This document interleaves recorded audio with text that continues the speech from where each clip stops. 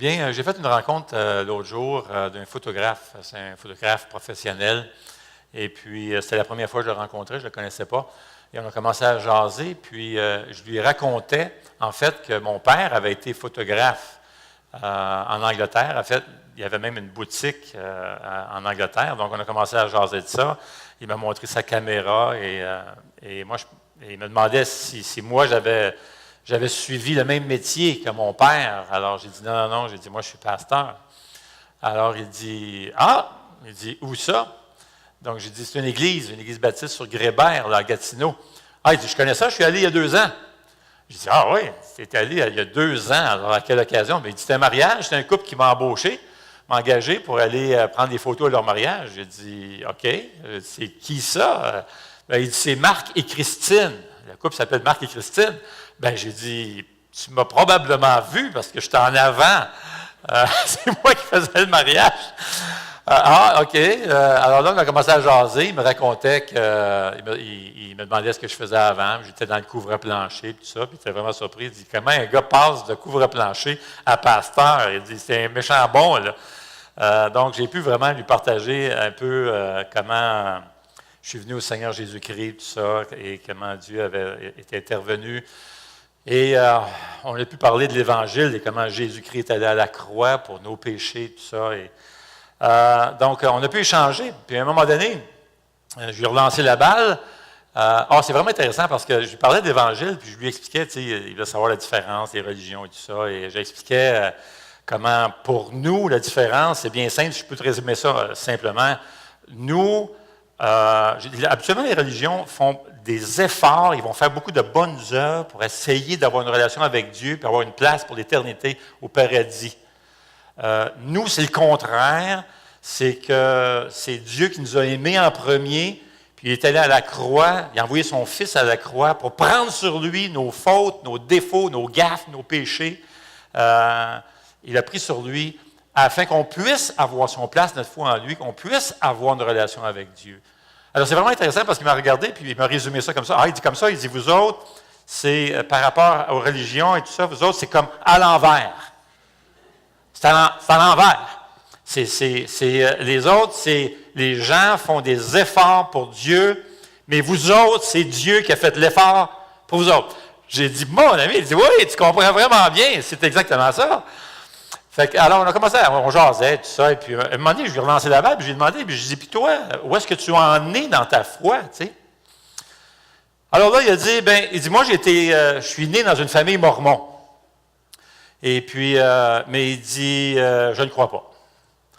J'ai dit, tu ne crois pas? Il dit, est-ce que c'est toi? Est-ce que c'est la religion? Que tu es réfractaire à ça, tu as repoussé la religion, ou c'est Dieu lui-même, tu ne crois pas Dieu? Il dit les deux. Il dit, honnêtement, les institutions et tout ça, moi, je trouve ça, je pousse ça. Mais il dit, en même temps, il dit, je ne crois pas. Alors, j'ai dit, est-ce que tu te considères comme donc un athée, là? Il dit, oui, c'est ça, un athée. Puis, OK, ta femme, il avait parlé de sa femme. Il dit, ta femme, où est-ce qu'elle se trouve dans ça? Elle dit, oui. Elle dit, ma femme, c'est pareil comme moi, tous les deux des athées, tout ça. Puis là, moi, on a pu échanger tout ça. J'ai remis un livre, espérons qu'il y aura l'occasion de le lire, mais ça nous pousse à une autre question. C'est vraiment, comment tu communiques le message qu'on veut transmettre, ce beau message, comment tu transmets ça à quelqu'un qui ne croit pas du tout? Vraiment, là, ne croit pas du tout.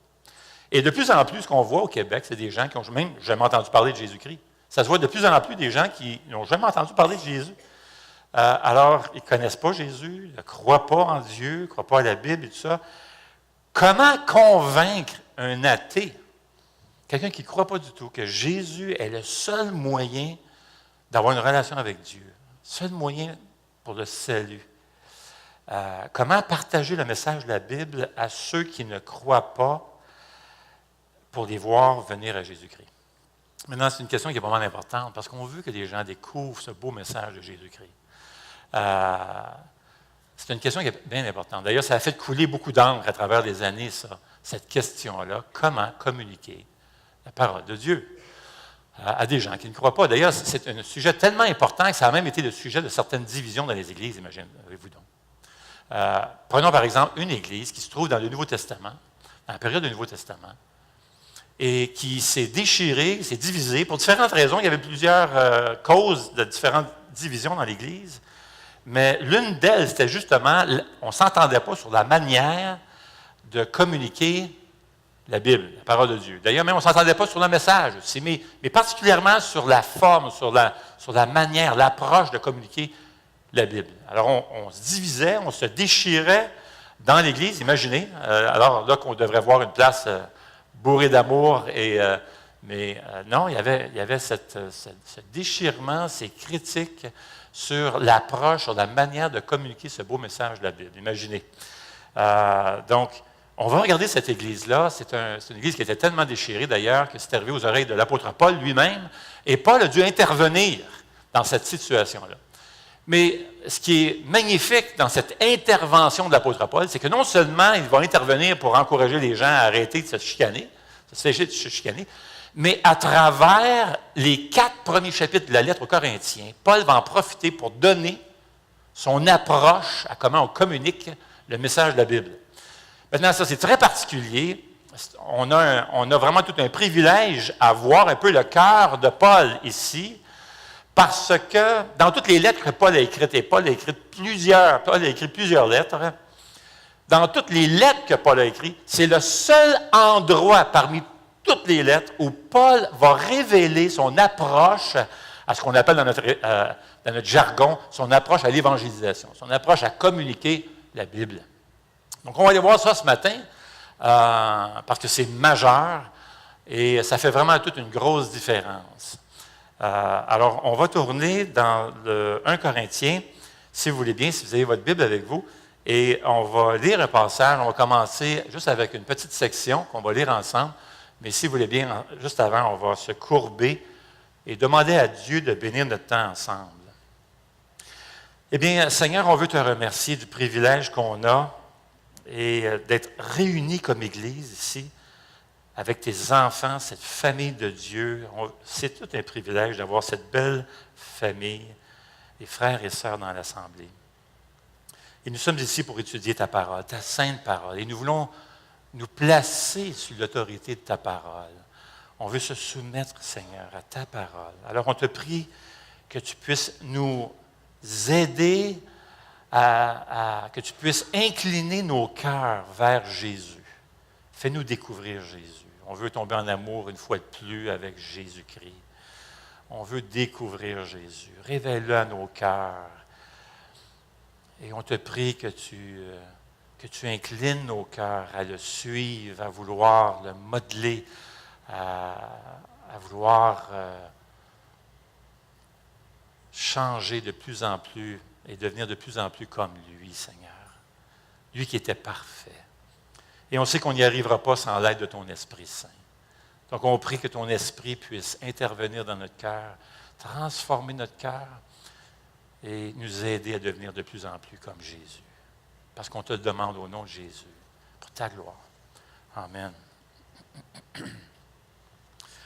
Eh bien, 1 Corinthiens 1, on va juste lire les quelques versets. On n'ira pas trop vite, parce que je veux vraiment vous expliquer un peu ce qui se passe ici dans tout le contexte, et sans ça, on va s'éparpiller. Donc, disons juste les 3 versets, 1 Corinthiens 1, versets 10 à 13. Alors, je vous supplie, c'est Paul qui demande aux chrétiens de Corinthe de cesser les chicanes finalement, puis de s'unir ensemble, d'être unis. Alors, il les exhorte, il les encourage. Alors, je vous supplie, dit Paul, frères et sœurs, par le nom de notre Seigneur Jésus, de tenir tous le même langage, qu'il n'y ait pas de division parmi vous, mais soyez parfaitement unis dans le même état d'esprit et dans la même pensée. En effet, mes frères et sœurs, j'ai appris à votre sujet par l'entourage de Chloé qu'il y a des rivalités entre vous. Je veux dire par là que chacun de vous affirme « Ah, moi, je me rattache à Paul. Moi, à Apollos. Ah, et moi, à Céphas. » Et il y en avait d'autres. Moi, c'était Jésus-Christ. Tu sais, ça, c'est comme les « ouf ». Moi, c'est Jésus, là. Alors, verset 13, « Christ est-il divisé? Paul a-t-il été crucifié pour vous? Ou est-ce au nom de Paul que vous avez été baptisés? Alors, on va arrêter la lecture en ce moment, mais on va lire plusieurs versets dans les prochaines minutes. Mais commençons juste là. Paul exhorte les Corinthiens à s'unir, à cesser les chicanes. Et ça commence en premier à reconnaître qu'on a un problème. Ça prend l'humilité et reconnaître qu'on a un problème. Ce n'est pas normal. Rien n'endommage plus et mine l'esprit d'une assemblée que des divisions. Je ne sais pas si vous avez déjà connu ça, les divisions d'Église, mais c'est déchirant. Puis on peut se diviser pour toutes sortes de raisons. Je vous ai déjà donné l'exemple de cette Église qui devait décider la couleur du bardeau pour la toiture. Vous vous souvenez de ça? Je pense que j'ai déjà compté ça. Eh bien, imaginez qu'il y avait des gens dans l'Assemblée qui voulaient absolument que le bardeau soit vert. Puis d'autres personnes dans l'Assemblée qui tenaient leur bout et disaient « Non, moi je veux que le bardeau soit bleu. » Puis là, on chicanait dans l'Église, il y avait même des chicanes, puis c'était passionné pas mal. Là. Puis là, écoute, non, il faut que ça soit bleu, non, il faut que ça soit vert. Puis finalement, le conseil de l'Église a décidé, bien regarde, on va trancher, c'est pas compliqué. On va mettre un côté de la toiture vert, puis l'autre côté bleu. Ça, tout le monde va être content. Vrai? Ben non, imaginez-vous que ceux qui voulaient le bardeau vert ont commencé à s'asseoir sur le côté qui avait les bardeaux verts, puis ceux qui voulaient le bardeau bleu ont commencé à s'asseoir le côté qui avait le bardeau bleu. Mais non, mais misère, c'est trouver l'erreur. N'importe quoi, ça n'avait pas de bon sens. Il y a des divisions, des fois, ils n'ont vraiment pas de bon sens, c'est ridicule. Mais ça existe. Et je ne sais pas si vous avez déjà vécu ça, moi, des divisions de l'Église. Moi, j'ai déjà connu ça. C'est vraiment déchirant. Mon ami, là, c'est que tu dors plus, puis là, ça fait des camps, puis ça se tire la couverte d'un bord et de l'autre. C'est tellement décourageant. Puis ça n'honore pas le Seigneur. Le Seigneur l'a dit, hein, si vous vous aimez les uns les autres, c'est comme ça que les gens vont savoir que vous êtes mes disciples. C'est comme ça qu'on reconnaît un disciple.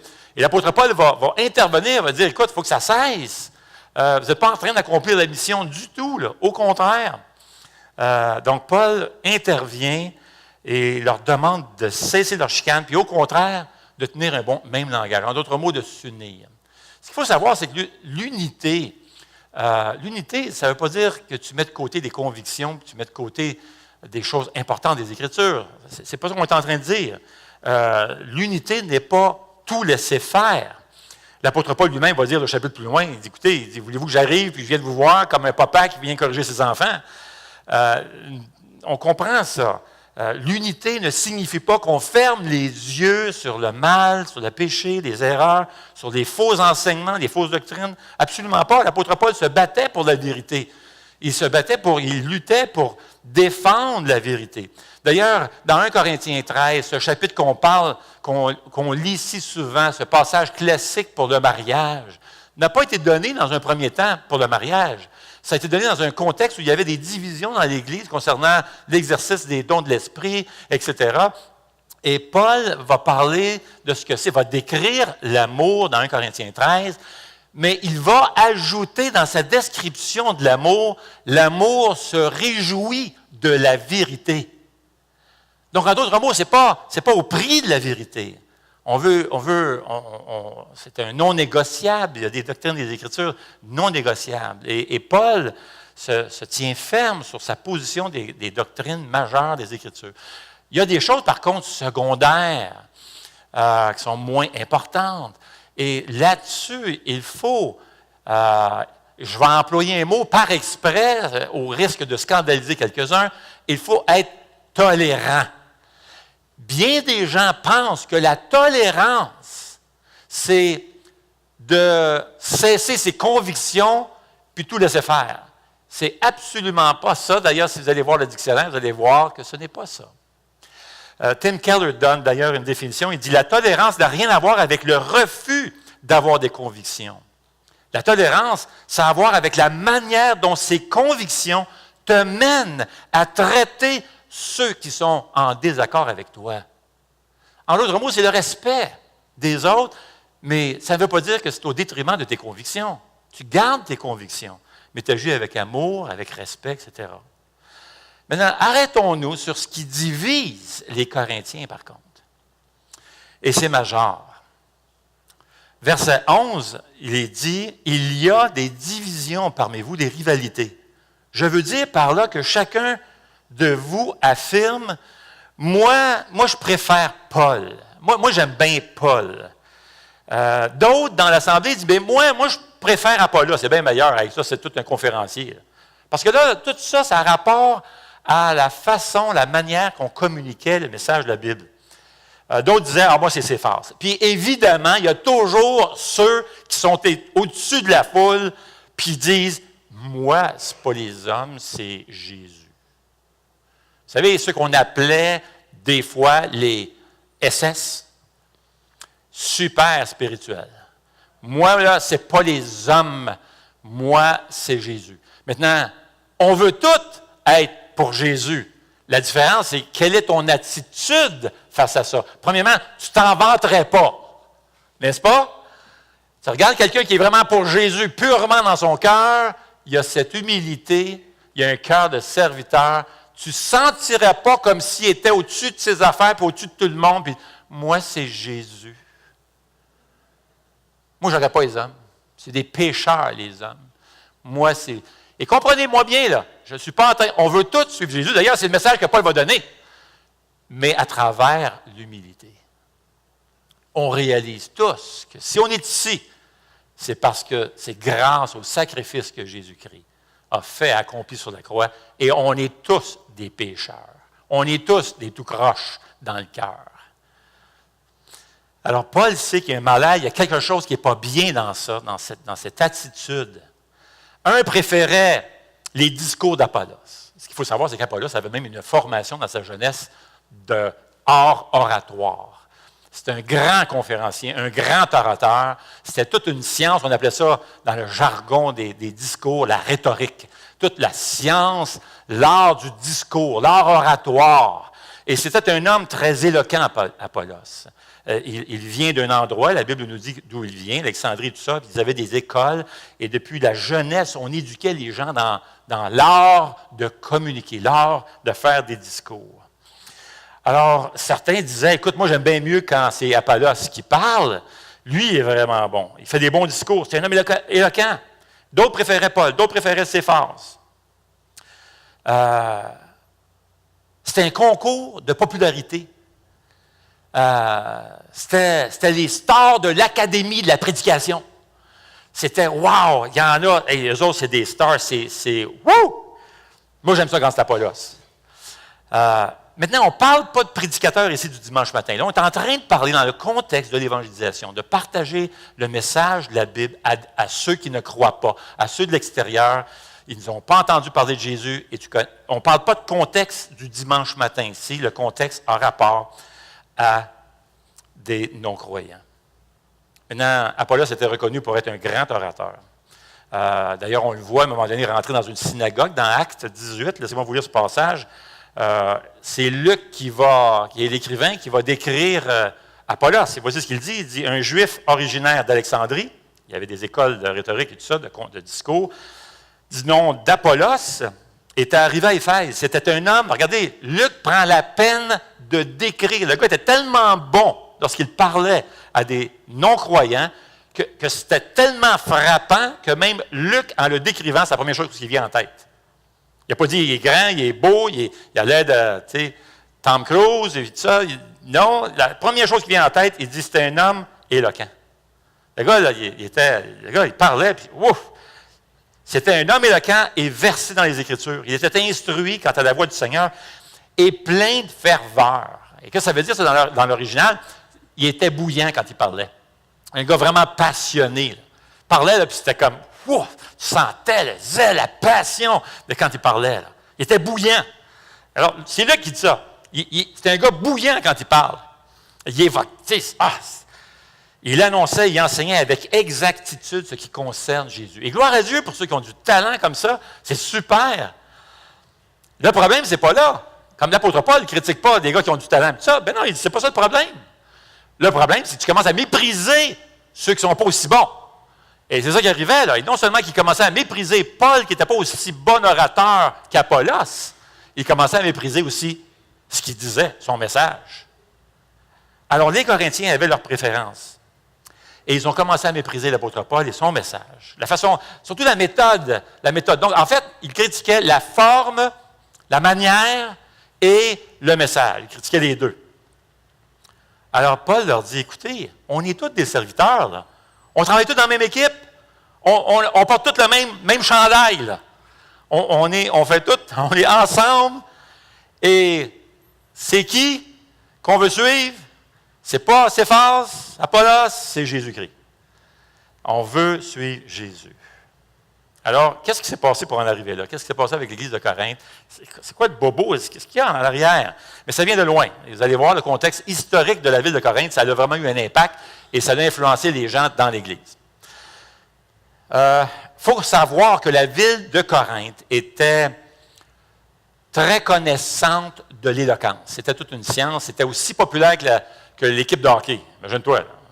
Il n'y avait pas de hockey dans ce temps-là, mais en tout cas, imagine-toi là, l'équipe des Canadiens, là, vous savez, toute la joie qu'on a, juste avant une équipe que les Canadiens jouent, juste avant, là.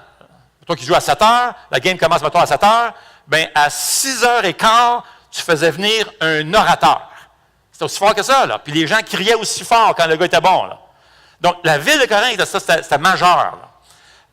Ils connaissaient l'art oratoire. C'est des grands critiques, d'ailleurs. Tu es rendu habitué. Il y a une raison pour ça. Ça faisait 500 ans que l'art oratoire, la science du discours s'était développée. Ça avait commencé à Athènes. Et c'est là que la technique de parler en public et de faire des discours a commencé. Mais ça montait en flèche, cette affaire-là. Il y a plusieurs raisons pour ça. Premièrement, on voit vraiment toute une admiration aux grands orateurs, autant que les athlètes de sport. D'ailleurs, aujourd'hui, tu regardes ça, là, les humoristes, ça, les gens sont prêts à payer cher. Tu sais, ils sont millionnaires, ils font de l'argent. Donc, les orateurs étaient très populaires, c'était des vedettes. La deuxième raison, c'est à cause de la politique aussi.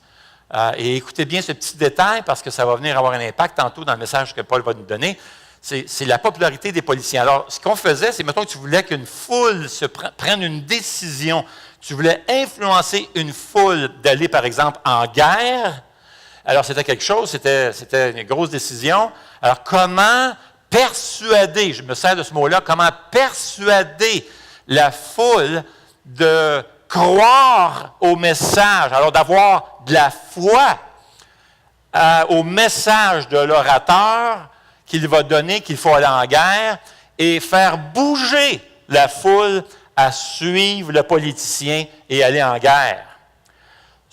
Alors, ça reposait l'effort, la puissance, et le mot original, c'est dynamis, c'est lequel on a le mot dynamite plus tard, qui va venir, la puissance du conférencier à persuader, à créer, à générer de la foi à ceux qui l'écoutent, d'accord? Pour les faire bouger, les persuader de quelque chose pour les faire bouger dans une direction. Alors, c'est la raison que les grands orateurs sont devenus très populaires, des centaines d'années et avec les années, à cause de la politique. Une autre raison aussi, la philosophie s'est rendue très populaire. Il y a une autre raison aussi, c'est dans ce temps-là, les centaines d'années avant Jésus-Christ, tu n'avais pas d'avocat. Donc, si tu étais accusé d'avoir posé un geste criminel, c'est toi qui te défendais. C'est toi qui devais, par ton discours, par ce que tu communiquais, c'était à toi de persuader le jury, qui n'était pas composé de 12 personnes, les amis, mais 400 personnes. C'était des foules qui venaient en grand nombre, et selon que tu réussissais à les convaincre, à les persuader que tu étais non coupable ou pas, c'était vraiment, ça reposait sur la qualité de persuasion que tu avais. Ta puissance de persuasion, de créer, de générer chez les gens qui t'écoutaient, de te croire. La foi, en d'autres mots. D'accord? Et ça a monté. Si bien que quand on arrive à la période du Nouveau Testament, là on parle des centaines d'années après, cet art-là du discours s'est vraiment développé. Et puis là, c'est rendu des experts. Ils ont de l'expertise. À Corinthe, on était habitués d'ovationner, applaudir les bons orateurs, comme les critiquer, les huer. Si tu étais très bon, on t'applaudissait, on criait. C'était même au point, c'était tellement des rockstars, les orateurs, on faisait même des statues, on érigeait des statues qui te représentaient pour inspirer les jeunes à aller au cours, à l'école, puis prendre des cours d'art oratoire pour que tu sois aussi bon que lui. Donc, c'était majeur. Puis on était habitué de juger de la qualité du discours. C'est la foule qui décidait, en fin de compte, si c'était bon ou si c'était pas bon. Et l'approche était la suivante. L'orateur regardait l'assemblée, il y avait un but à la fin, l'objectif c'était des résultats, je veux faire bouger, mettons qu'il avait reçu un mandat de faire bouger la foule à prendre une direction politique. Alors, tu as un but, l'orateur ajustait ce qu'il disait et son discours de manière à évoquer des émotions, à développer de bons arguments logiques pour essayer de t'emmener à la fin à bouger puis à croire à ce que tu avais dit.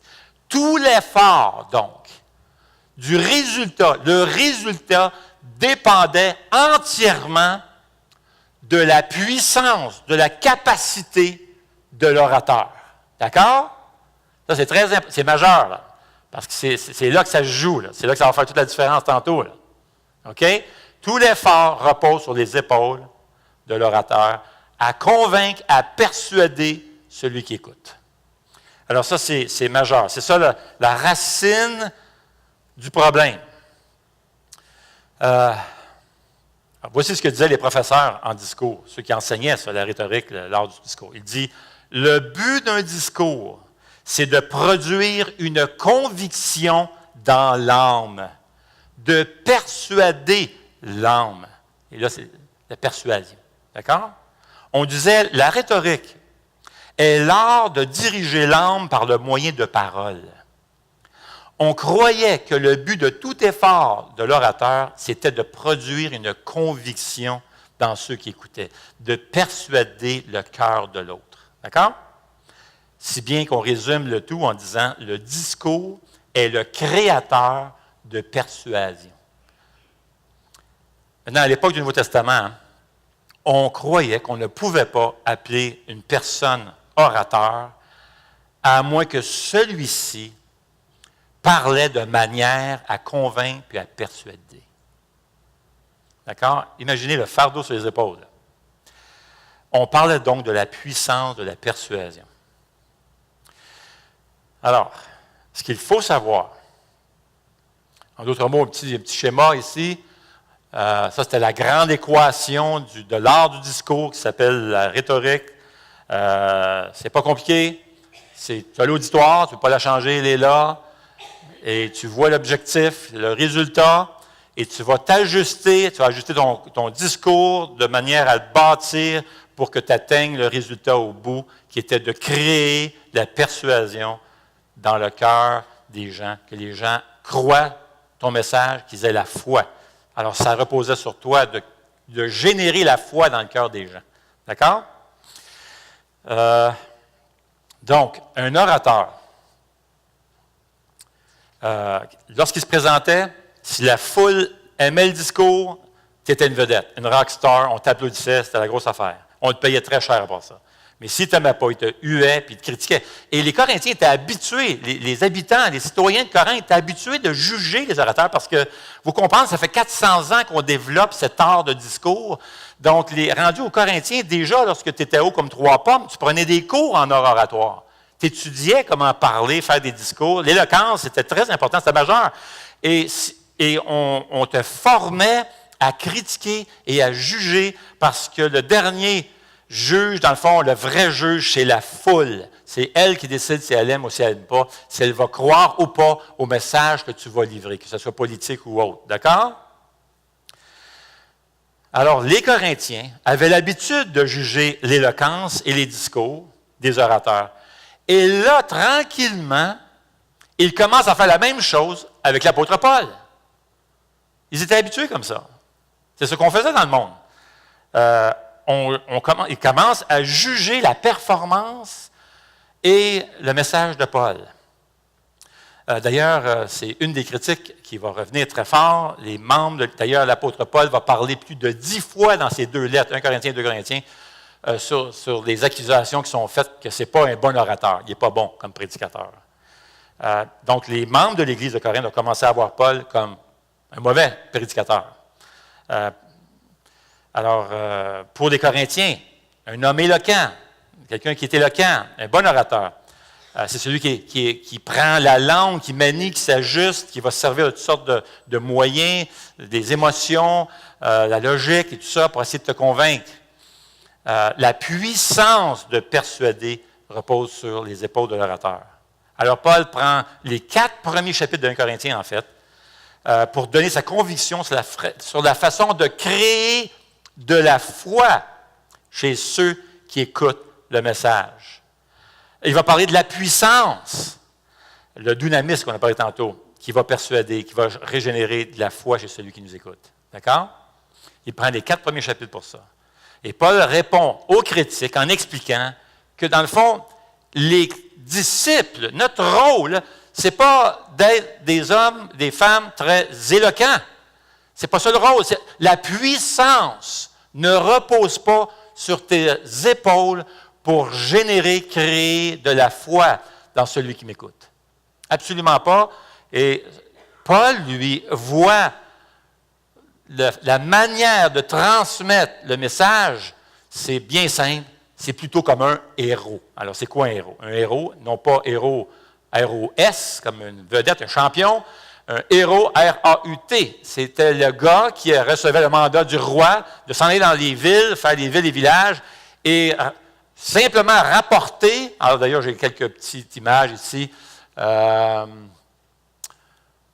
Oui, c'est ça qu'il va dire, l'apôtre Paul. Il va dire, Christ m'a envoyé. Au verset 17, il dit, Christ m'a envoyé. Ce n'est pas pour baptiser, mais il m'a envoyé pour annoncer l'Évangile. Le mot annoncer ici, c'est le mot qu'on servait justement pour ce héros qui faisait juste raconter fidèlement ce que le roi avait décidé.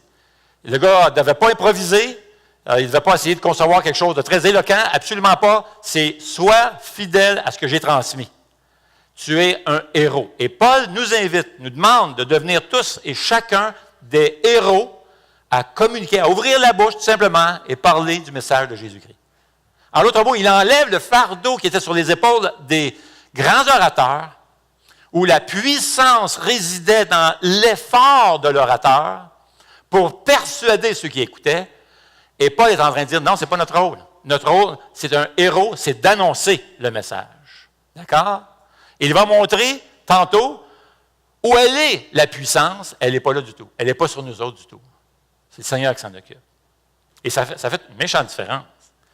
Alors il dit, moi, le Seigneur m'a appelé pourquoi? Pour annoncer l'Évangile. Et cela sans recourir à la sagesse du langage, afin que la croix de Christ ne soit pas vidée de sa force. Le chapitre suivant, chapitre 2, dit ceci, « Ma parole et ma prédication ne reposaient pas sur des discours persuasifs. » Voyez-vous, vous voyez maintenant qu'on connaît le contexte en arrière, historique en arrière, là, on voit ce qui se passe, on voit à quoi il fait référence, l'apôtre Paul.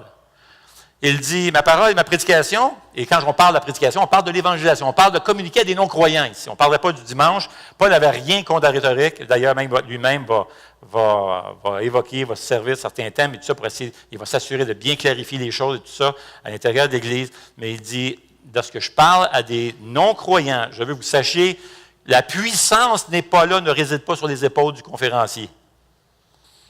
Il dit, ma parole, ma prédication ne reposait pas sur les discours persuasifs de la sagesse humaine, mais une démonstration d'esprit et de puissance. Le même mot ici qu'on employait pour l'orateur, dunamis, d'accord? Alors, Paul se voit comme un héros. Il se voit comme un annonceur, un annonciateur, celui qui annonce ce que le roi a décidé. Il allait de ville en village et annonçait le message qu'il avait reçu, d'accord, le plus fidèlement possible. Alors, cette image, j'ai pris à quelque part, je ne sais pas si ça vient d'un film, mais j'ai cru peut-être voir un micro, je ne suis pas sûr, peut-être que ça ne c'est sûrement pas dans le temps. OK, ça, on va passer tout droit pour ça. D'accord? Un héros, un annonciateur.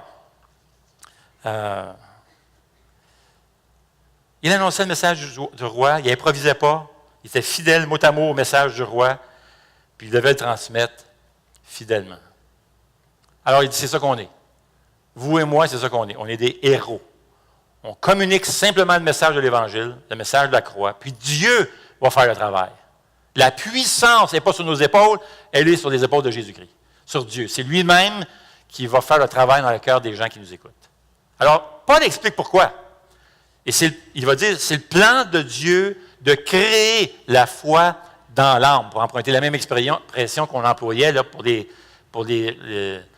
la rhétorique. On voulait créer de la foi dans le cœur des gens qui nous écoutaient.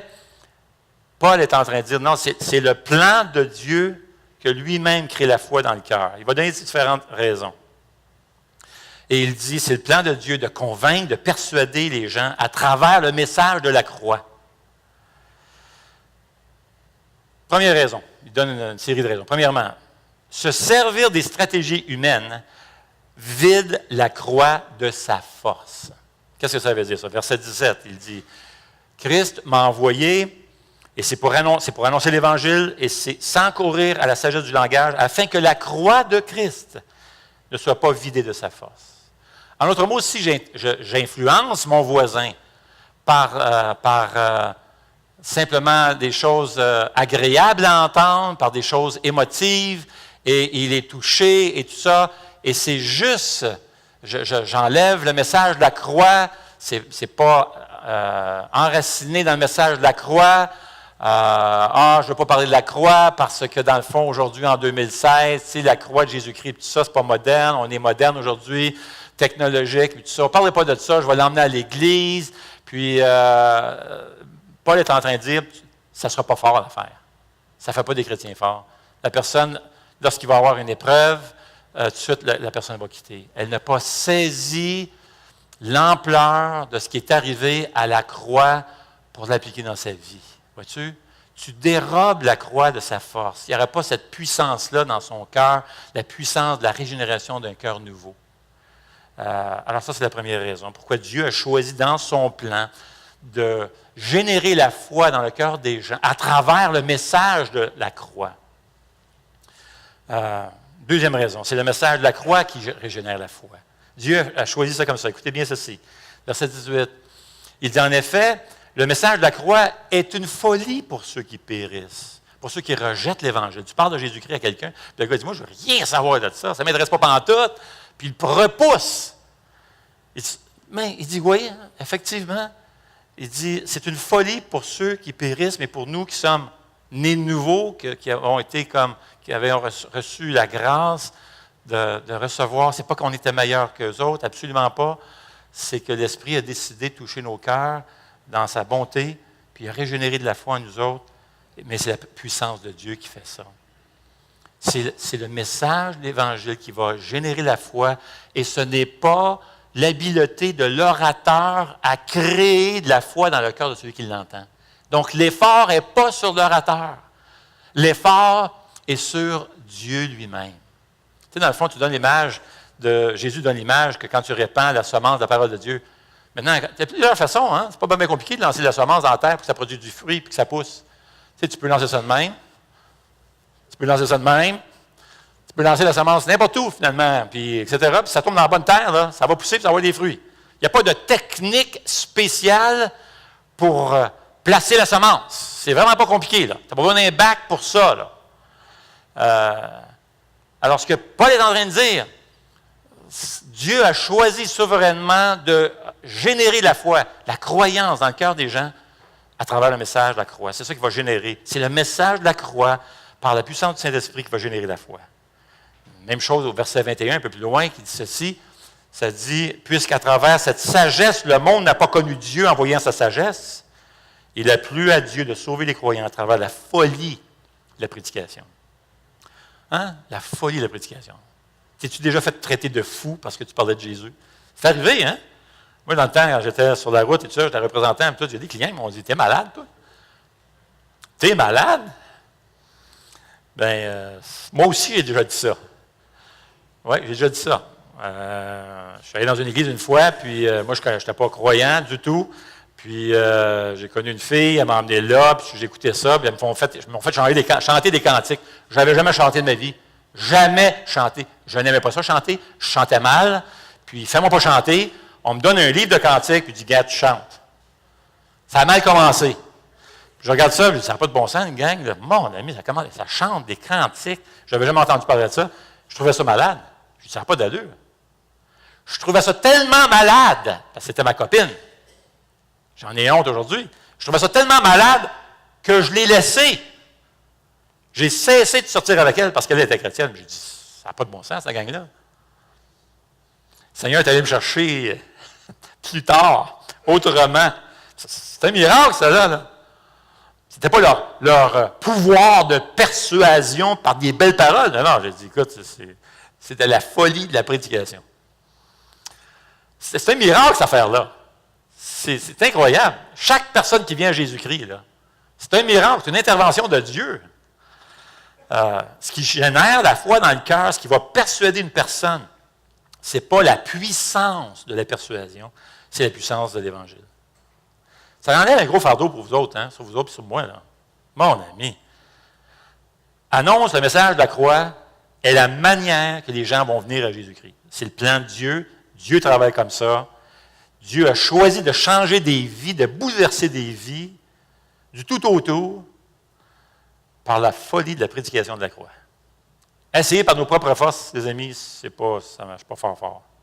Paul ajoute une autre raison. Il dit, le péché a affecté le raisonnement des êtres humains, alors ils sont incapables de voir la sagesse de la croix. C'est sûr, quand le péché est rentré dans le monde, notre raisonnement, on peut être intelligent, on peut avoir des doctorats, des PhD et tout ça, mais notre raisonnement par rapport à Dieu a été affecté, brisé, brimé par le péché qui est rentré dans le monde. Si bien que maintenant, le message de la croix, qui devrait être quelque chose de sublime, nous impressionner, devrait être un chef-d'œuvre de toute de l'histoire de l'humanité, on la voit comme de la folie. Voir le message de la croix comme de la folie montre à quel point notre cœur est rendu tortueux. Ce plus grand geste d'amour du ciel où Dieu choisit l'enfant chéri du ciel, Jésus-Christ, son propre Fils unique, pour l'envoyer ici, être humilié, méprisé. Il va jusqu'à la croix et s'offre en sacrifice pour mourir et prendre sur lui nos péchés. Mes chers amis, afin qu'on soit sauvés, qu'on ait une relation avec Dieu, ça, c'est un chef-d'œuvre. L'homme naturel, la personne qui n'a pas une intervention de Dieu, va trouver ça de la folie. Illogique. Mais ce n'est pas que c'est illogique.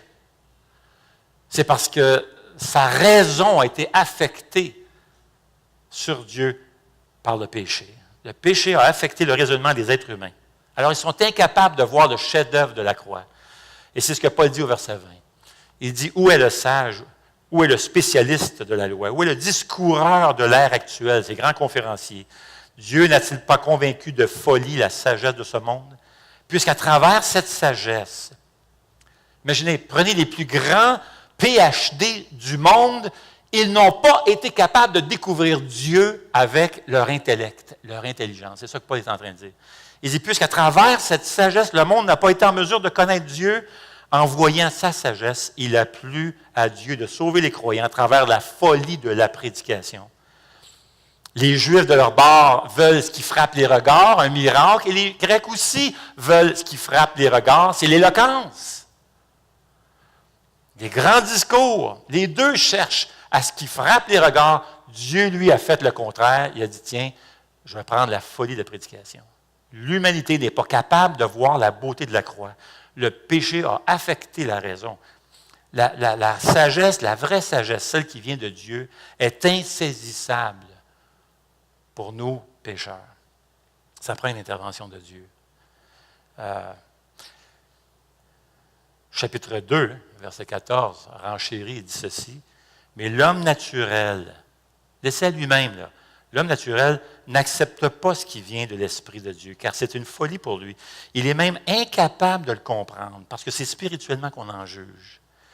L'homme dirigé par l'Esprit, au contraire, juge de tout et n'est lui-même jugé par personne. En effet, qui a connu la pensée du Seigneur et pourrait l'instruire?